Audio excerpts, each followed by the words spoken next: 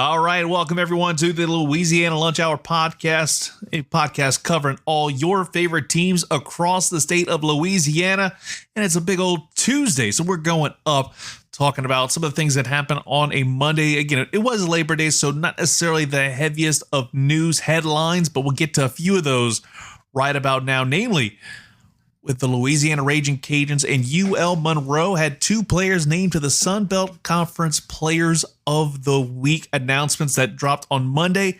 Starting off with UL Monroe's D'Arco Perkins McAllister. He was named Defensive Player of the Week by the Sun Belt. Talked about him a lot on Friday's pod, saying that, the redshirt defensive back, he led the way defensively as UL Monroe got to their first shutout in a decade against St. Francis, 29-0. With 8 tackles, 2 for loss, and 2 sacks. Nothing short of impressive from the young man. But again, it is St. Francis. You kind of expect those kind of things. But then again, having your first shutout victory in over a decade is actually kind of crazy to think about. That was against Nichols in 2015. Little fun fact there. Meanwhile, Tony Sterner, he picked up right where Kenny Almendaris left off, being named Sun Belt Special Teams Player of the Week. Had a great performance in a losing effort against the Rice Owls. We talked about that game a lot on yesterday's podcast, but we definitely kind of undersold what he did.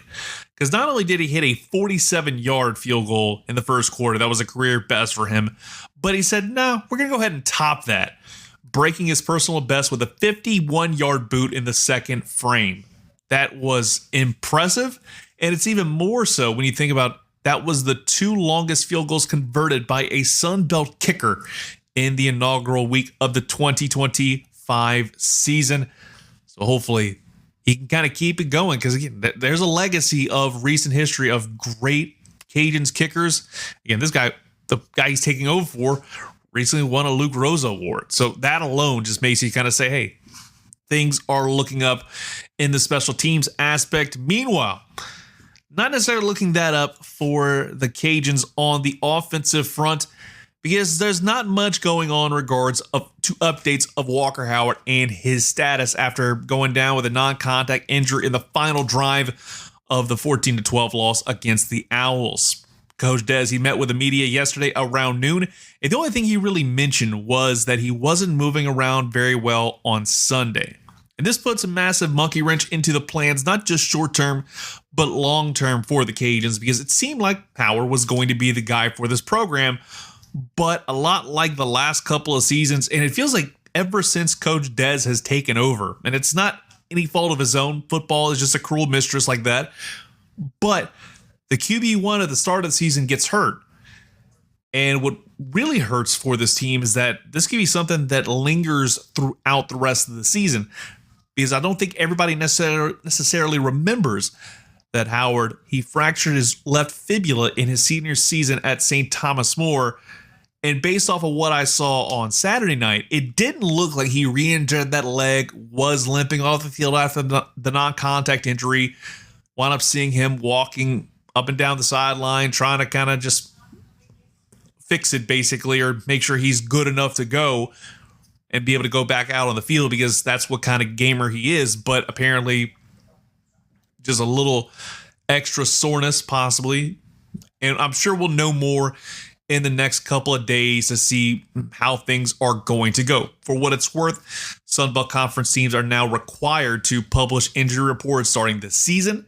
So once we see the depth charts on Wednesday, we'll have a better idea of that status. And you also just got to think about how things are going to be if things don't improve, and who's going to be named the quarterback for this stretch run or long term. And I think despite a very small sample size, I mean, he played in the championship game, filling in admirably as good as he could in that championship game back in December of last year. But Beal, he looked pretty decent in that final drive. He looked composed, at least somewhat.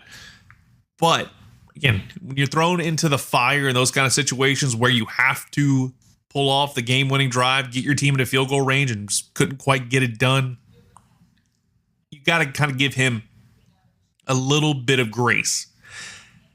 And I've been seeing people say this a lot on social media this afternoon or yesterday afternoon, is that it's lunchtime and we're talking about Lunch Winfield.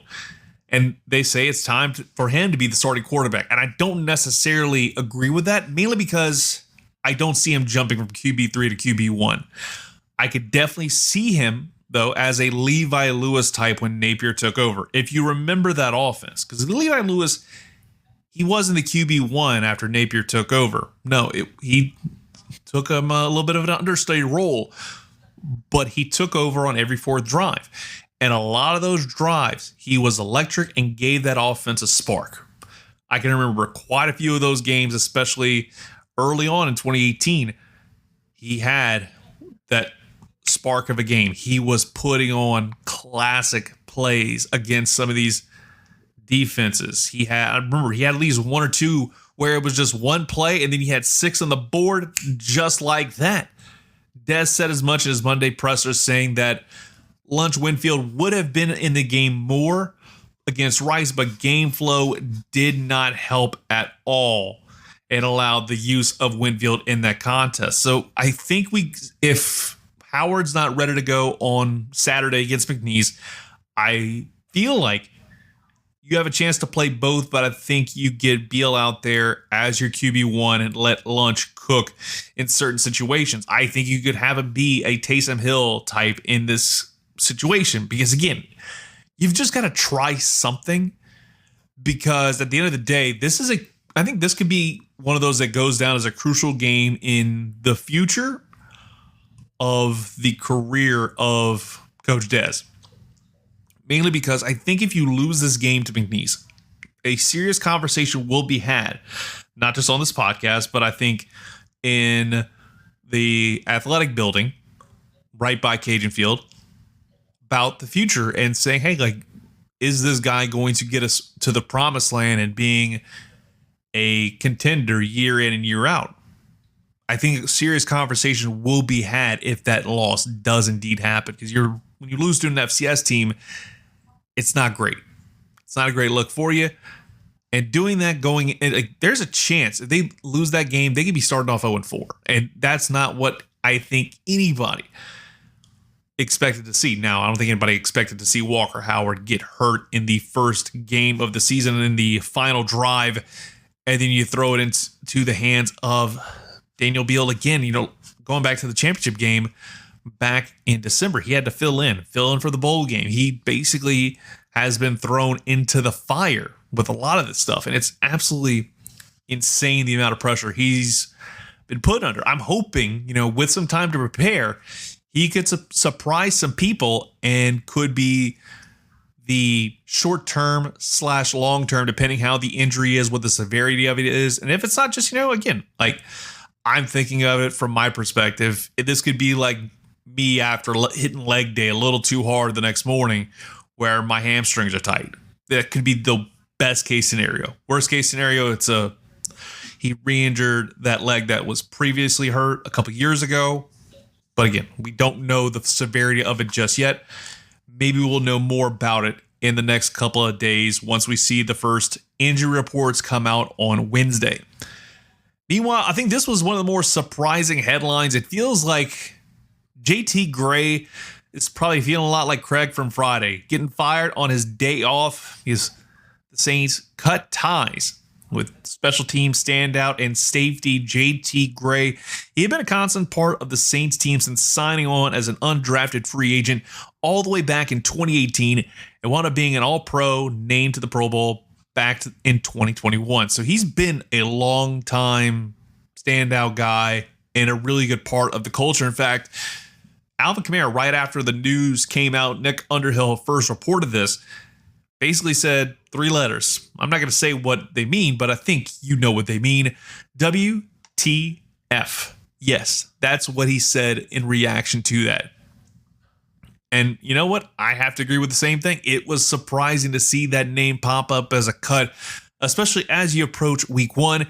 It hurts because he's a great person to have on special teams, great safety depth if somebody does get hurt at one point in the season. And inevitably somebody is going to get hurt. Hopefully it's not too long.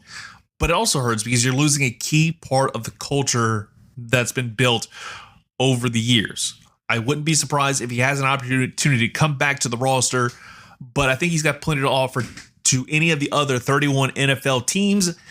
And normally the extremely talented guys don't hang around all that much, especially with week 1 of the NFL season fast approaching. And I want to get to a little bit more of a deeper dive into the LSU Clemson game before we wrap up this program in a nice little bow today, because I had some time to go back and watch the game from Saturday with a much more critical eye. And I have like 4 aspects I'm going to get to, namely Garrett Nussmeier is the big one. And I'm kind of going to go through this in kind of the stream of consciousness that I was watching this on. Is you had Garrett Nussmeier's first drive. He had some good short passes, very much was hitting a sweet spot. Nothing really stood out. Credit to the DB, the one incompletion he had on the opening drive kept him busy, and he couldn't really pivot in terms of the wide receiver. It was a lot of a hands battle. No PI was called, which was justified. The right call was not made. And then you had more of the same very quick passes on the second drive, and Bowers needed to protect the ball a lot better after he got popped, because it felt like the second he let go, like he got hit, he kind of just let the ball free instead of just keeping his hands secure. And that was something that kind of just stood out to me. Nussmeier, he continued to improvise a lot on the shovel pass, and the play action of Bowers on the next drive was a really crafty move, showing that the game's kind of starting to slow down for him a little bit. He's able to kind of notice things and be able to key in on certain players, and a really solid first half. I got to give credit to him. That 2-minute drive to end the first half was really nice, but I'll never understand going forward on 4th down with no timeouts. We'll talk about it later when we get to Brian Kelly and the big takeaways I had from him. But I saw it, and he was very consistent. Plenty of dink and dunk passes. You did see some deep balls. Obviously, the Berrien Brown no call. It's still painful to watch that. I think people will be talking about that for years, and I feel like it would be talked about a lot more if they lost that ball game. But thankfully, LSU did not, and now we can talk about it more as like they should have just gotten that call right, and it would have been a lot less competitive a ball game. But I also got to give a shout out to Joe Sloan for the go-ahead touchdown that sealed the deal for the Tigers, breaking out the Varsity Blues tried and true oop-de-oop. I saw the play and I was like, wait, I've seen this before. You had them overloaded on one side, 4 wide receivers, 1 on the left, and they burnt them on that other side. Coach Kilmer probably rolling over in his fictional grave right now. He could never imagine seeing that kind of play done, especially because that was like in the red zone. I was definitely surprised by the play call, but you know what? I gotta respect the good old oop-de-oop. Then you have the run game. I liked what I saw from the run game. Again, last year, it wasn't as much necessarily as much of a focal point as it had been in years past. When you look back at like 10 years ago with guys like Leonard Fournette and Darius Guys, all these great running backs, you haven't had anybody truly stand out in a way. I think Caden Durham is one of those guys that's starting to kind of like figure it out in a sense when it comes to the run game. And I'll be intrigued to see how that works out long term for him. That first run he had, he looked dead to rights, and that was going to be a negative play. He kept himself level, put his hand on the ground instead of letting his knee fall, and then popped off for a big run out right out of the gate. Run game got a little quiet after that. O-line kind of had to get its act together, but as the game progressed, Durham and the rest of the run game looked good. They threw some more guys out in the backfield. You got to see what they could do. And again, it was a part of the game that kind of underwhelmed us last year. And they addressed it, worked out really, really well. Meanwhile, the defense, I think, is the biggest point of I got to give it up for them, because I think Blake Baker is seeing the writing on the wall after last season. He's probably one of the guys. Brian Kelly's obviously going to be on the hot seat because he is the leader. He's the CEO of this program. But I think if Brian Kelly leads his team to a 9-3, 8-4 season, I think 9-3, he's going to keep his job long term, but he's going to be like, hey, it's time to get rid of somebody. And I think Blake Baker is the guy who probably had a ton of heat on him for how underwhelming this defense has been and would be considered one of those scapegoats. I don't think we can say that anymore.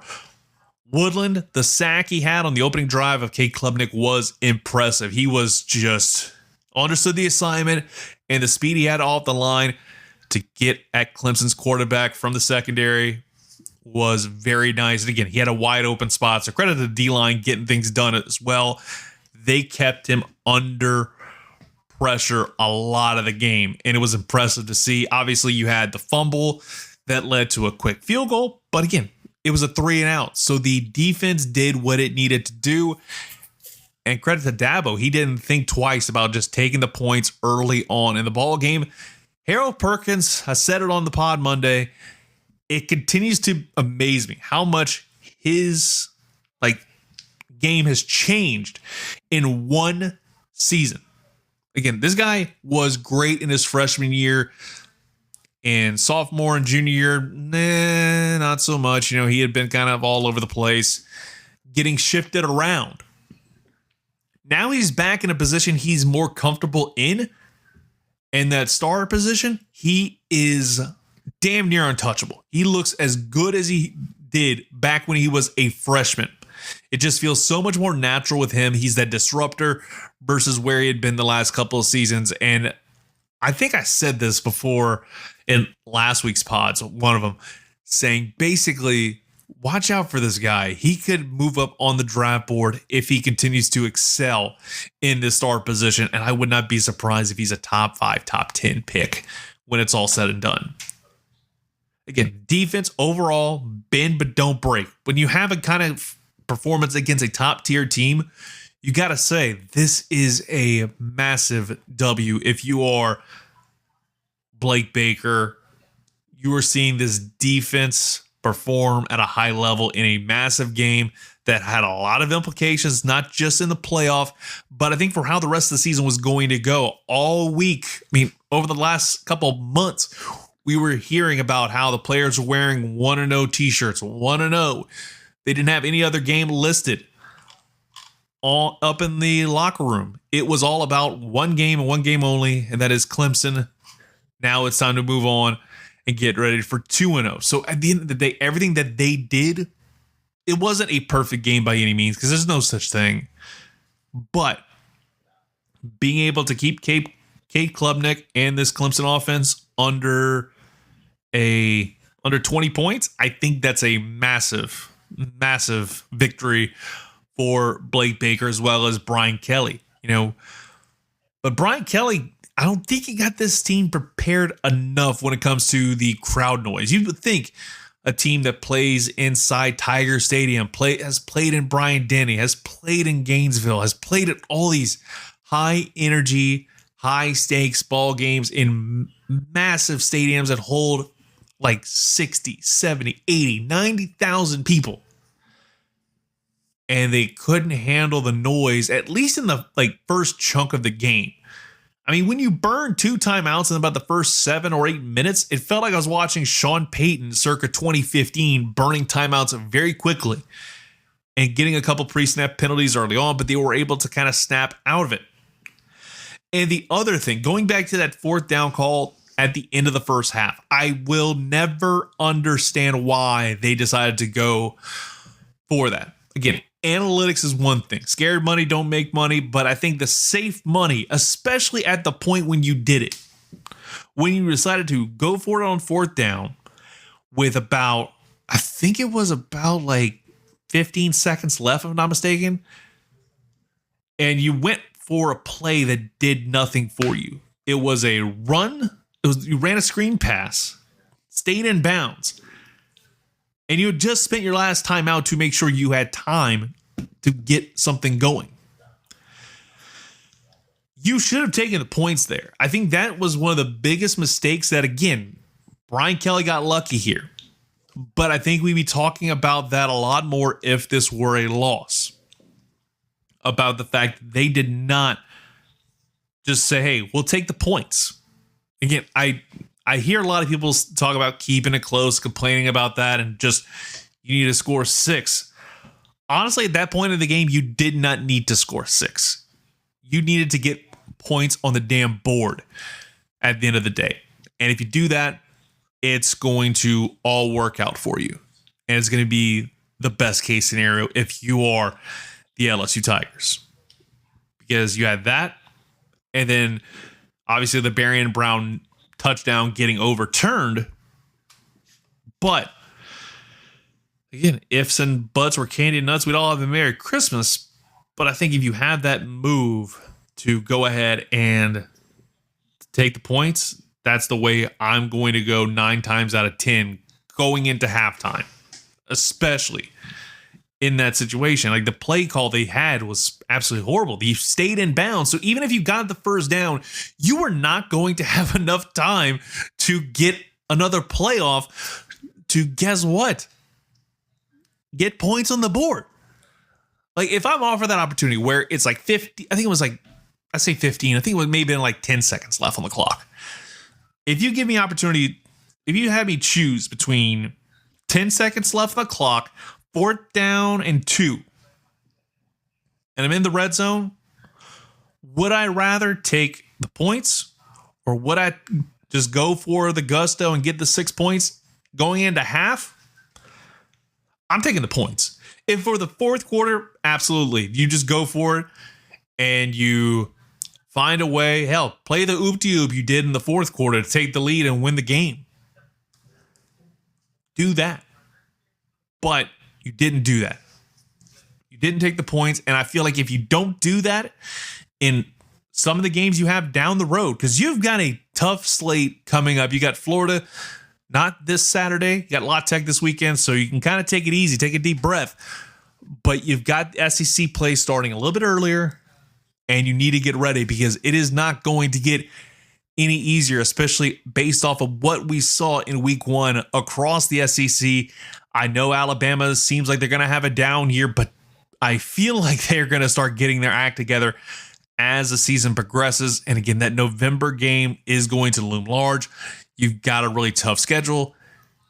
You got to tighten up if you want to kind of keep your playoff hopes alive in 2025. Again, Lee Corso, he seems like he, on the way out, decided to pull out the magic 8-ball and practice some Santeria, has a crystal ball, and was able to determine all the winners during the college game day pick'ems. And he said LSU is a national championship team. Now, whether or not you believe in, prophecies and manifesting, I think you can say, based off of the track record of one Lee Corso, I think you can kind of take that to the bank, but I definitely would say don't do it just yet. Let's see what happens once we get into the month of October, especially once we start approaching that first week in November when the bye week is looming. And then I would say maybe you can start throwing down some ducats on LSU winning the Natty. But that's about all we got for the pod today. Make sure you go check us out on YouTube or on any of our social media platforms, Facebook, X, Instagram, Threads, TikTok, everything in between. We got you covered with some great content on that side as well. So make sure you go ahead and give us a follow. Just search Louisiana Lunch Hour on all social media platforms and go ahead and subscribe to us on YouTube and to get the full episodes and so much more. So until next time, I've been Clint Doming and you've been listening to the Louisiana Lunch Hour podcast.